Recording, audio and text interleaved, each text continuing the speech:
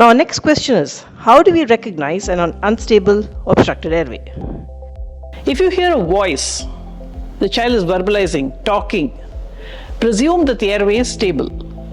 In the unconscious child, if you hear no voice, presume that the airway is unstable. If you hear a noise, consider that the airway is obstructed.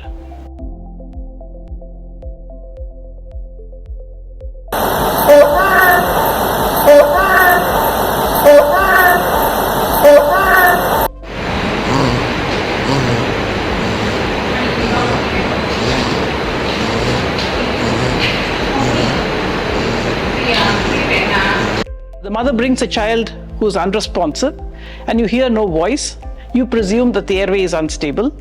You need to now do the first intervention in resuscitation, which is open the airway of the unresponsive child. So how do you do it? You need to organize yourself. So first, request the mother to place her child on the resuscitation trolley with the child's head at the head end. This is the head end of the resuscitation trolley. You yourself will have to run. Seat yourself on the airway stool at the head end of the resuscitation trolley. Wear gloves because you will be handling a lot of secretions and you need to protect yourself. And proceed to do the first maneuver, which is opening the airway using the head tilt chin lift maneuver. The head tilt chin lift maneuver is a bimanual maneuver. I use my hand to tilt the forehead and lift the chin by placing a finger on the mentum. But since I have to do this maneuver while being seated at the airway end of the resuscitation trolley, I use my thenar eminence to do the head tilt chin lift maneuver and use my index finger, place it on the mentum and do the chin lift maneuver. Now there are some precautions which I take during the head tilt chin lift maneuver. Avoid placing the finger in this area, which is a soft tissue and where the airway of the baby is present. Avoid touching this area below the mentum. Always place your finger on the mentum and mentum only. Number 2, avoid overextension because this can flatten the airway or the airway tube of the small infant. Number 3, this position, this head tilt chin lift maneuver has to be performed throughout resuscitation. Ensure that somebody at the airway end is always holding this position during all procedures. So the second procedure to clear the airway is oropharyngeal suction. For this we employ the suction catheters. There are 2 available. One is a flexible suction tip, the other the Yancover suction tip.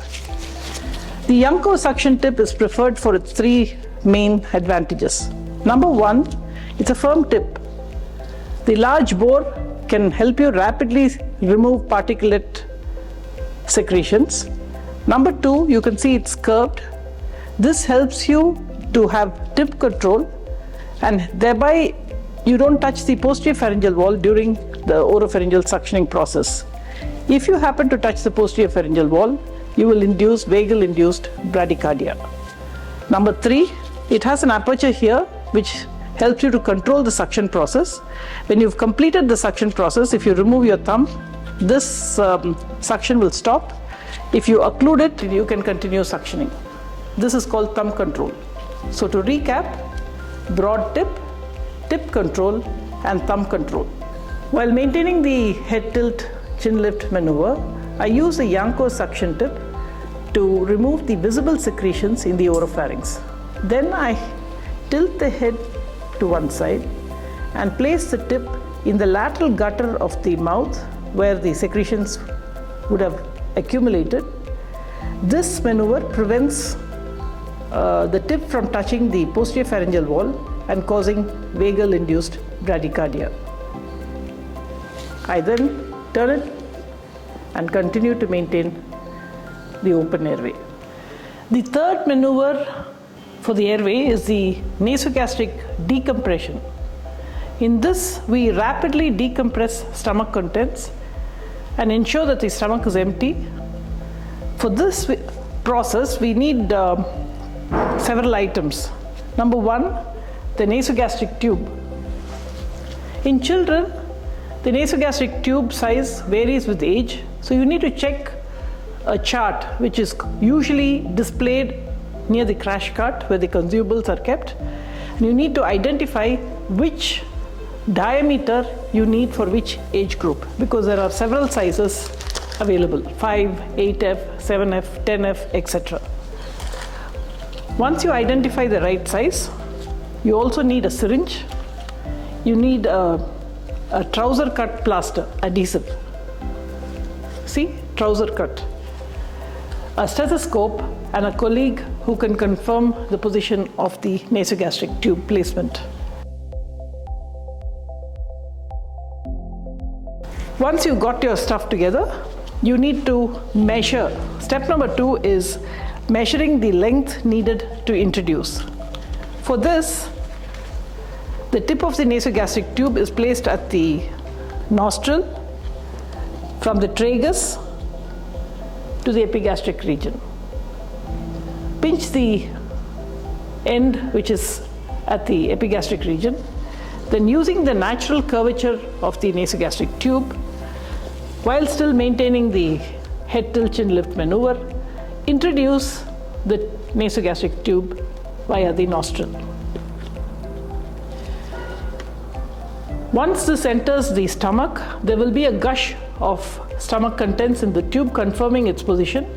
If the child has vomited or the tube has gone into the trachea, we need to confirm the position inside. So for this, we use this syringe, we aspirate some air,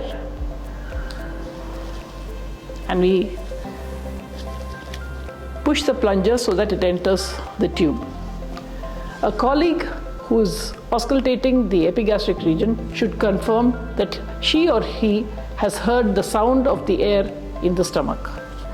Once your colleague confirms the position, then using this trouser cut plaster, invert it and place the base on the philtrum.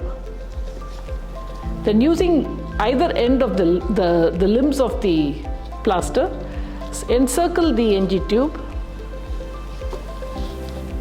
and fix the nasogastric tube.